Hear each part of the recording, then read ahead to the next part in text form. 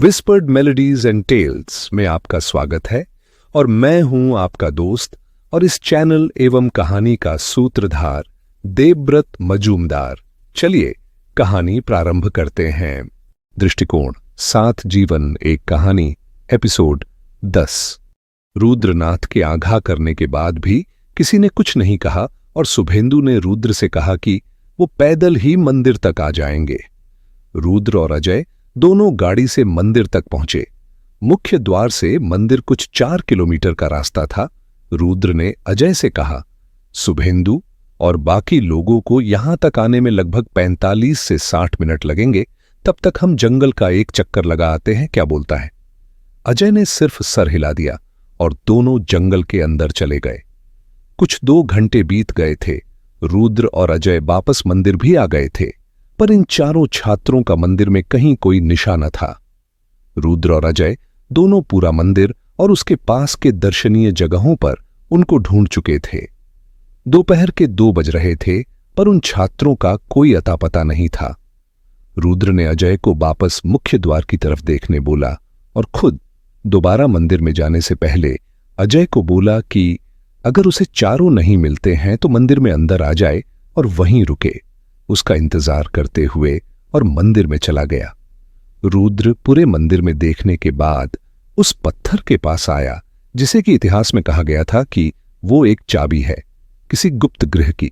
रुद्र, अजय और उन चारों छात्रों का इंतजार करते हुए उस पत्थर को गौर से देखा और उसे पत्थर के नीचे से हल्की सी रोशनी नजर आई। रुद्र को उसी की कही हुई बात याद आ गई कि मंदिर के गुप्त गृह में सिर्फ मंदिर का पुजारी ही जा सकता है। किसी ने आज तक नहीं देखा कि उस गृह में क्या है। अब रुद्रनाथ की जिज्ञासा बढ़ने लगी।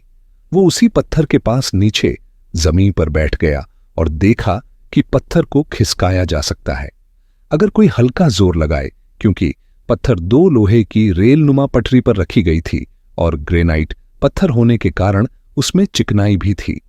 रुद्र उस पत्थर को धक्का देने की सोच ही रहा था कि अजय वहां आया और उसके साथ चारों भी थे।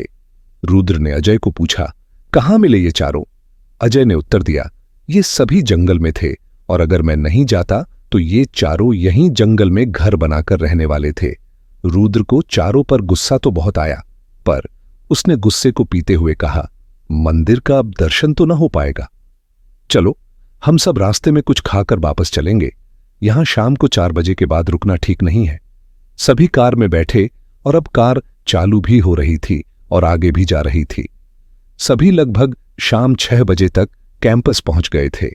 दोनों लड़कियां गाड़ी से उतर गई, पर शुभेंदु और भैरव गाड़ी में ही बैठे रहे। शुभेंदु ने रुद्र से पूछा, तुम अब क्या करोगे? कहां ठहरे हो तुम दोनों? हम दोनों यहां से सीधे लिटिल सिस्टर्स बार कम रेस्टोरेंट जाएंगे।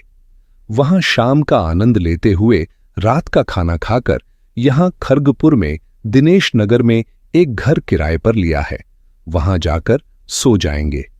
यही हमारी दिनचर्या का अंत है। अगर तुम दोनों को कोई खास काम न हो तो हमारे साथ चल सकते हो। शुभेंदु ने मना नहीं किया और चारों लिटिल सिस्टर्स बार की तरफ चले गए। बार में पहुंचकर चारों ने एक मेज पर कब्जा जमा लिया और साखी को बुलाकर सभी के लिए पीने का ऑर्डर दिया। साखी के जाने के बाद रुद्र ने शुभेंदु से पूछा, भाई तुम लोग मंदिर के मुख्य द्वार से मंदिर आने के बजाय जंगल में क्यों चले गए थे? और तुम रास्ते भर किसी से बात भी नहीं कर रहे थे। मैं और अजय तुम लोगों के लिए चिंतित हो गए थे। क्या हुआ था? अगर चाहो तो बोल सकते हो। भैरव ने तुरंत उत्तर दिया। इसके पहले कि शुभेंदु कुछ बोलता, उसने कहा कि शुभेंदु लड़कियों से कम ही बोलता है। वो दरअसल लड़कियों से शर्माता है, इसीलिए उसने रास्ते भर लड़कियों से बात नहीं की। वैसे हम जंगल में इसलिए चले गए थे ताकि थोड़ा घूम ले जंगल में। लड़कियों का मन नहीं था मंदिर में जाने की। क्यों शुभेंदु, ऐसा ही हुआ था ना? रुद्र इस बात पर मुस्कुराया और एक नजर अजय की तरफ देखा, फिर बोला, भैरव भाई ऐसा ही हुआ होगा, तुम झूठ थोड़ी न बोलोगे। खैर, तुम लोग वैसे भी जंगल में ही जाना चाहते थे। वैसे मैंने ही मंदिर जाने का बोलकर तुम लोगों को लेकर गया था। देवी मां का दर्शन तभी होता है जब देवी मां बुलाती है। खैर, कल तुम लोगों के बारे में नहीं जान पाया था। आज समय भी है। कुछ बताओ तुम लोगों के बारे में। वैसे मैं तुम लोगों की जवानी की कहानी सुनना पसंद करूंगा। हम चारों एक ही उम्र के हैं और मेरी जवानी की कहानियां भी हैं। वैसे हमारा अजय इससे अलग है। उसकी जवानी के पहले ही शादी हो गई थी और वो भाभी जी को ही बहुत प्यार करता है। अब शुभेंदु ने कहा, रुद्र, अगर कहानी से तुम्हारा मतलब किसी लड़की से प्यार से है तो मेरी कोई कहानी अभी तक हुई नहीं है। हाँ, भैरव की कई कहानियां हैं। भैरव इस विषय में बहुत ज्ञान रखता है। ये तुम्हें सुनाएगा इसकी कहानियां। शुभेंदु, ऐसा कैसे हो सकता है कि आज तक किसी भी लड़की से प्यार नहीं हुआ? कोई तो होगी जो कभी पसंद आई होगी। हाँ, एक लड़की पसंद तो थी, पर शायद उसे मुझमें वो नहीं दिखा जो उसे चाहिए था। रुद्र, ये समझ लो कि मेरी कहानी शुरू होने से पहले ही उसे किसी की नजर लग गई। मेरी दुनिया बसने के पहले ही उसे एक लुटेरे ने लूट लिया। क्यों भैरव, तुम तो गवाह हो मेरे प्यार के लूटने की कहानी का। चलो यार, मान लेता हूं शुभेंदु। भैरव, तुम सुनाओ कि तुम्हारी कहानियां क्या हैं। भैरव ने चारुलता से लेकर लारा, पारोमिता और अब सुनीता, सुप्रिया और भानुप्रिया के बारे में बताया। भैरव उसकी कहानी सुनाने में इतना मग्न हो गया था कि उसने शुभेंदु के साथ लगाए हुए शर्त के बारे में भी बोल गया। कैसे उसने शर्त के चलते शुभेंदु के प्यार के साथ खिलवाड़ किया, ये भी बोल गया। भैरव को जब तक समझ आया कि उसने जोश जोश में शुभेंदु और भानुप्रिया की अधूरी कहानी और उस कहानी में वो ही लुटेरा था, बोल गया था, तब तक देर हो चुकी थी। शुभेंदु गुस्से से भैरव की तरफ देख रहा था। एक सन्नाटा सा छा गया था। सन्नाटे को भंग करती अजय की आवाज आई। अजय ने बोला, भैया, आपका सिगार यहां नहीं मिला, उसको घर से लाना होगा। रुद्र ने अजय को घर जाने से मना करते हुए अपने बगल में बैठा लिया और एक गिलास शराब उसके लिए भी बना दिया। भैरव की कहानी खत्म होते होते चारों ने 2 बोतल शराब खत्म कर दी थी। अब भैरव और शुभेंदु दोनों पर इसका असर होने लगा था। शुभेंदु ने लरखराते जुबान से रुद्र से पूछा, भैरव भाई, ये तुम्हारी सड़क का जब निर्माण पूरा हो जाएगा तब नक्सलियों को पकड़ना आसान हो जाएगा, जो कि नक्सली नहीं चाहेंगे। और क्या नक्सली ये जानते हैं कि कौन सड़क बनाने के लिए आया है, या वो किसी भी बाहरी व्यक्ति को सड़क का कार्यकर्ता समझकर हानि पहुंचा सकते हैं? वैसे शाम को कितने बजे तक तुम लोग जंगल में काम करते हो? क्या सेना के जवान भी तुम्हारे साथ वापस आ जाते हैं या जंगल में रहते हैं? नक्सली सिर्फ जंगल में ही नहीं रहते, वो कहीं भी हो सकते हैं। हो सकता है हमारे चारों तरफ भी कोई नक्सली हो जो कि एक कोने में बैठकर पूरे मैखाने का जायजा ले रहा होगा, जो रोज आता होगा और किसी नए चेहरे को देखकर अपने सरगना को इत्तला करता होगा। उसने मुझे और अजय को इस मैखाने में आज 15 दिनों से देख रहा है। अब तक तो उसने हमारे बारे में हमारा पूरा इतिहास खोद निकला होगा। ये नक्सली आम आदमी को अनपढ़ लगते हैं, पर ये नक्सली जो कि इनके कैडर में उच्च पद पर होता है, बहुत पढ़े लिखे होते हैं।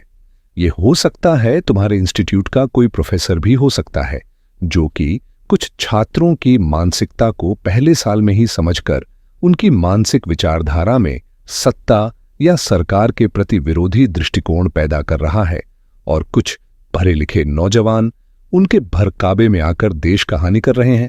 हमको ही नहीं, नक्सली सरकार को झुकाने के लिए किसी भी संपन्न नागरिक के परिजनों या उसे अगवा कर सकते हैं, और उनके रिहाई के बदले में नक्सली अपनी मांगे मनवा सकते हैं। इसलिए हम दोपहर के 1 बजे ही जंगल से निकल जाते हैं। हम जब तक जंगल में रहते हैं, हमारी जान की रक्षा देश के जवान करते हैं। वैसे तो जो जवान हमारी सुरक्षा में रहते हैं, वो हमारे साथ ही जंगल से शहरी बेस कैंप आ जाते हैं, पर जंगल में जवानों की कई ग्रुप तैनात रहती हैं, जिसका हमको कोई पता नहीं कहां है। खैर, तुम लोग अकेले जंगल में मत जाना, नहीं तो तुम रईसों को नक्सली अगवा कर सकते हैं। जबकि नक्सली ये जान गए होंगे कि हम दोनों को अगर अगवा कर भी लेंगे तो कोई हमारा इंतजार नहीं कर रहा है, इसलिए हम दोनों को कोई डर नहीं है। डर। रात को शुभेंदु और भैरव को कैंपस के गेट पर छोड़कर रुद्र ने शुभेंदु को अपने खरगपुर का पता बताया, और कभी भी जरूरत होने पर शाम को लिटिल सिस्टर बार में आकर मिलने का बोलकर चला गया। रोज की तरह सुबह शुभेंदु जल्दी उठ जाता और भैरव देर से उठता था। देखते देखते फाइनल सेमेस्टर के एग्जाम्स भी खत्म हो गए थे। अब बारी थी दीक्षांत समारोह की, जो कि 3 महीने बाद होनी थी। सभी छात्र घर जाने लगे थे, पर शुभेंदु ने भैरव को वहीं खरगपुर में रुकने के लिए मना लिया। शुभेंदु रुद्र से मिलकर दिनेश नगर में ही एक घर किराए पर ले लिया और भैरव को वहां उसके साथ नई नई जगह की खोज के लिए मना लिया। शुभेंदु ने अपनी कार भी दार्जिलिंग से मंगवा लिया था और दोनों सुबह से शाम तक खरगपुर के पास घूमते रहते थे और शाम को लिटिल सिस्टर बार में रुद्र के साथ मदिरा का आनंद लेते थे। रुद्र ने कई बार शुभेंदु और भैरव को शराब का सेवन से बचने के लिए भाषण दिया, पर हर बार शुभेंदु ये कहता था कि देखो, एक शराबी दूसरे शराबी को शराब पीने से रोक रहा है। दीक्षांत समारोह के दिन सभी छात्रों के माता पिता आए। भैरव के भी मां पिताजी आए थे, पर शुभेंदु के घर से कोई नहीं आया था। दीक्षांत समारोह के समाप्त होते ही भैरव के माता पिता ने ये जानकर कि उनके लड़के को भारत के एक मशहूर कंपनी में जॉब लग गई है, खुश हुए और उसके सिलीगुड़ी आने का बोलकर चले गए। शुभेंदु ने भैरव को मनाया कि वो भानुप्रिया को 2 दिन के लिए खरगपुर में ही रोक ले। वो उससे कुछ आखिरी बात करना चाहता है। भैरव ने भानुप्रिया और सुनीता दोनों को मना लिया। शुभेंदु ने अगली सुबह कनक दुर्गा के मंदिर जाने का प्लान बनाया, जो कि रह गया था। भानुप्रिया और सुनीता दोनों शुभेंदु और भैरव के साथ ही खरगपुर में रुके थे। चारों सुबह सुबह ही कनक दुर्गा के मंदिर दर्शन के लिए निकल गए थे। मंदिर के बाहर शुभेंदु ने उसकी गाड़ी एक जगह खड़ी की और सब मंदिर में दर्शन करने चले गए। देवी मां के दर्शन के बाद सभी दुलुंग नदी के किनारे चलने लगे जंगल की तरफ। मंदिर से लगभग 2 किलोमीटर की दूरी पर वो चारों एक खंडहर के पास पहुंचकर रुक गए। खंडहर को देखकर शुभेंदु ने कहा, ये खंडहर बहुत भव्य इमारत थी, आज भी इसकी दीवारें मजबूत लग रही है। वैसे भानुप्रिया, मैं तुमसे अकेले में बात करना चाहता हूं। भैरव और सुनीता, अगर तुम दोनों हमें कुछ देर के लिए अकेला रहने दो तो मुझे भानुप्रिया से बात करने का मौका मिल जाएगा। भैरव और सुनीता दोनों खंडहर के दूसरी तरफ चले गए। तब शुभेंदु ने भानुप्रिया की तरफ देखकर कहा, तुमको कैसा लगा था उस दिन भैरव के साथ? क्या वो तुम्हारी पहली बार थी या तुम भैरव के अलावा भी किसी के साथ संबंध बना चुकी हो? भानुप्रिया ने शुभेंदु के प्रश्न का कोई उत्तर नहीं दिया और जाने लगी भैरव और सुनीता की तरफ। तब शुभेंदु ने भानुप्रिया का हाथ पकड़कर अपनी तरफ खींचा। भानुप्रिया उसका हाथ शुभेंदु की पकड़ से छुड़ाने की कोशिश की, पर नाकाम रही। शुभेंदु ने आगे कहा, तुम्हें ऐसा क्या दिखा भैरव में जो तुम मुझ में नहीं देख पाई? क्या तुमने एक बार भी मेरे बारे में नहीं सोचा कि मैं तुमसे प्यार करने लगा था? मैं तुम्हें वो सब देता जो भैरव सोच भी नहीं सकता। मैं तुम्हें एक रानी की तरह रखता। मैं तुम्हें वो सब देता जो तुम चाहती। नहीं, तुम मुझे वो नहीं दे सकते जो मैं चाहती हूँ। तुम हो सकते हो एक अमीर बाप के लाडले बेटे, पर तुम एक खूनी परिवार से हो। मैं तुम्हारे पिता के करतूतों के बारे में जानती हूँ। कैसे उन्होंने अपनी ही नाजायज बेटी का कत्ल करवा दिया था।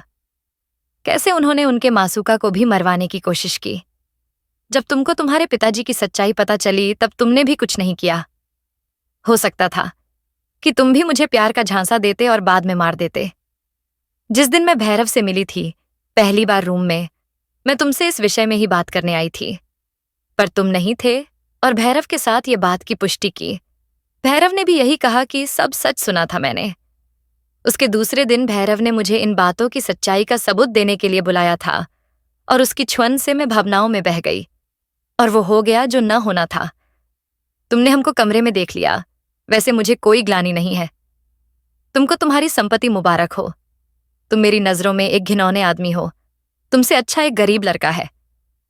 आज के बाद मुझे अपनी सूरत नहीं दिखाना। मैं यहां से अभी जाना चाहती हूँ। वैसे तुम्हें किसने कहा कि मेरे पिताजी ने उनकी बेटी का कत्ल किया है? खैर, मैं जानता हूं कौन है जिसने तुम्हारे दिल में मेरे लिए जहर घोला है। पर मुझे आश्चर्य हुआ कि तुमने मुझे एक घिनौना आदमी कहा और मन ही मन में सोच लिया कि मैं तुम्हें मार दूंगा। तुमको मुझसे पूछना चाहिए था कि मैं तुमसे प्यार करता हूं या तुम्हारे लिए मेरे मन में हवस है। वैसे तुम हवस का शिकार तो हो ही गई हो।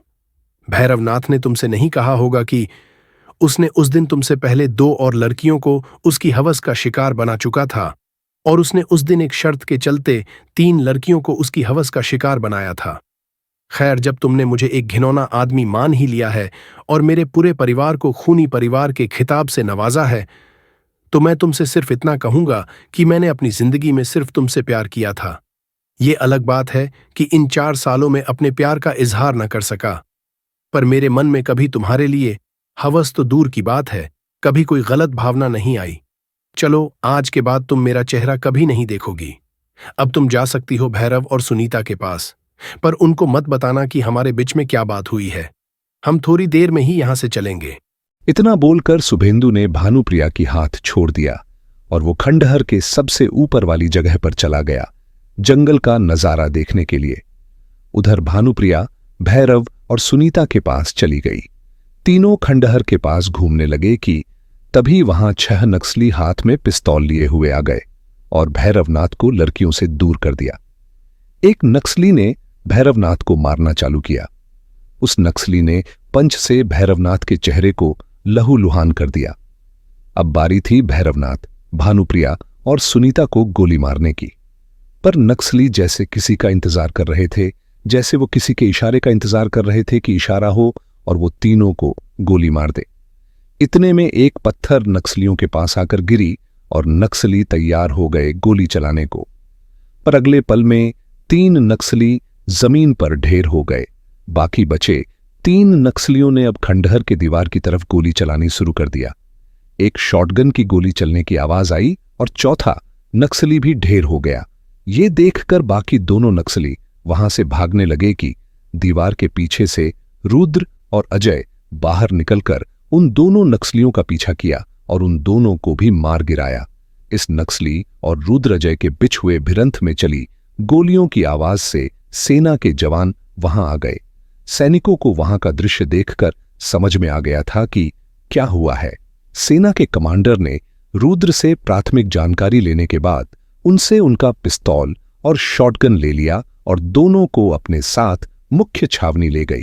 सेना के जवान भैरव को उठाकर लड़कियों के साथ उनकी गाड़ी तक ले आई, जहां शुभेंदु कान में वॉकमैन लगाकर गाना सुन रहा था। जवानों ने उनकी गाड़ी को एस्कॉर्ट करते हुए शुभेंदु के घर खरगपुर तक छोड़ा और वहां से चली गई। जवानों के जाते ही भानुप्रिया ने भैरव को ठीक रहने का बोलकर बिना समय गवाए चली गई। सुनीता ने भैरव के जख्मों पर दवाई लगाई। शुभेंदु ये सब आश्चर्य से देख रहा था। जब भैरव को ठीक लगने लगा तब शुभेंदु ने कहा कि वो भैरव को अभी सिलीगुड़ी के लिए भेज रहा है, उसकी कार से, और रास्ते में सुनीता को भी कोलकाता में ड्राइवर उतर देगा। शुभेंदु ने कहा कि ड्राइवर भैरव के साथ ही रहेगा जब तक भैरव पूरी तरह ठीक नहीं हो जाता। वो भी कुछ 4 दिनों में दार्जिलिंग के लिए निकलेगा। रास्ते में सिलीगुड़ी होते हुए जाएगा। ड्राइवर कुछ देर बाद भैरव और सुनीता को लेकर चला गया। शुभेंदु अब अकेला था। उसने लिटिल सिस्टर बार जाने का निर्णय किया। शुभेंदु लिटिल सिस्टर बार में रुद्र और अजय को देखकर एक पल के लिए सहम गया। रुद्र ने उसे बुलाया और साथ बैठा लिया। शुभेंदु के बैठते ही रुद्र ने कहा, भाई शुभेंदु, तू हमें देखकर चौंका क्यों? क्या तूने भूत देख लिया? वैसे आज मैं और अजय ने तुझे बचा लिया। मेरा मतलब है तुम चारों को बचा लिया, नहीं तो तू अभी मैखाने में नहीं कहीं और होता। शुभेंदु ने जैसे कुछ समझा ही नहीं ऐसा दिखाया, जैसे वो जानता ही नहीं रुद्र क्या बोल रहा था। रुद्र ने शुभेंदु को देखकर आगे कहा, भाई शुभेंदु, जितना तू दिखा रहा है उतना बेवकूफ नहीं है दोस्त। क्या यार, तू क्या हमें बेवकूफ बना रहा है या तुझे लगता है हम बेवकूफ हैं? हो सकता है अजय शकल से दिखता होगा, पर तू मुझे बेवकूफ बना रहा है। चल अब बोल भी दे, तेरा प्लान क्या था? भाई रुद्र, मैं तुमको बेवकूफ क्यों बनाऊंगा या समझूंगा? मुझे समझ नहीं आ रहा कि तुम क्या बोल रहे हो। मुझे भैरव ने बताया कि तुमने सभी नक्सलियों को मार गिराया और उनकी जान बचाई। इसमें मेरा प्लान क्या है? मैं तो अपनी कार में था और कान में वॉकमैन लगाकर गाना सुन रहा था। शुभेंदु, मैंने इस उम्र में कई किस्से देखे हैं और तुम जैसे कई लड़कों की समस्या और चालाकी पकड़ी है। तुझको लगता होगा कि तू एक फुल प्रूफ प्लान बनाया था जिसमें कहीं किसी लूप होल की गुंजाइश नहीं छोड़ी तूने। पर इस दुनिया में कोई भी प्लान एयरटाइट नहीं बनता, उसमें कुछ ना कुछ छेद रह ही जाती है। अब एक मौका और दूंगा तुझे। तेरा प्लान क्या था और बता क्यों किया ऐसा? मैंने कोई प्लान नहीं बनाया और तू क्या धमकी दे रहा है मुझे? तू क्या कर लेगा मेरा? जो भी आज हुआ वो एक नक्सली हमला था और शायद ये इत्तेफाक ही होगा कि तू वहां आ गया और सबको मार दिया। मैं वैसे भी परेशान हूं भैरव को लेकर, मुझे और तंग मत कर। शुभेंदु, तू तो मेरे सवालों से ही परेशान हो गया। कल क्या होगा तेरा? जब भारतीय सेना के जवान तुझसे सवाल पूछेंगे, सेना के अलावा पुलिस भी सवालों की झड़ी लगा देगी। मैं तुझे बताता हूं कि आज क्या हुआ। अगर तू नहीं समझ रहा कि तू खुद फंस गया है तेरे ही बनाए हुए जाल में। जब मैं आज के हत्याकांड का आंकलन कर रहा था तब मुझे पता चला कि तू क्यों भानुप्रिया से आखिरी बार मिलना चाहता था। पहला पॉइंट, भैरव नाथ ने शराब के नशे में यह बता दिया था कि तू भानुप्रिया को प्यार करता था। दूसरा पॉइंट, भैरव नाथ ने तेरे प्यार को तुझसे छीन लिया सिर्फ एक दिन में, जिसका मतलब यह हुआ कि कहीं तेरे दिल में भैरव और भानुप्रिया के लिए नफरत थी, या कहूं तो अब भी है। तू कहीं दिल की गहराई मैं उनसे बदला लेने की सोच को हवा दे रहा था, या उन दोनों के लिए नफरत को दिल में पाल रहा था। जब तू मुझसे मिला इसी मैखाने में और मुझसे नक्सली हमलों के बारे में सुना, तूने दिमाग में प्लानिंग चालू कर दी। तीसरा पॉइंट, तूने मुझसे नक्सलियों के बारे में विस्तार से पूछा था, जिसके पीछे तेरा प्लान था कि तेरे बदले की कहानी नक्सल पृष्ठभूमि में रची जाए। चौथा पॉइंट, जब तू फाइनल एग्जाम्स के बाद भी खड़गपुर में रुका और मुझसे घर ढूंढने के लिए पूछा, तब मुझे शक हो गया था कि तू कुछ जहरीला प्लान बना रहा है।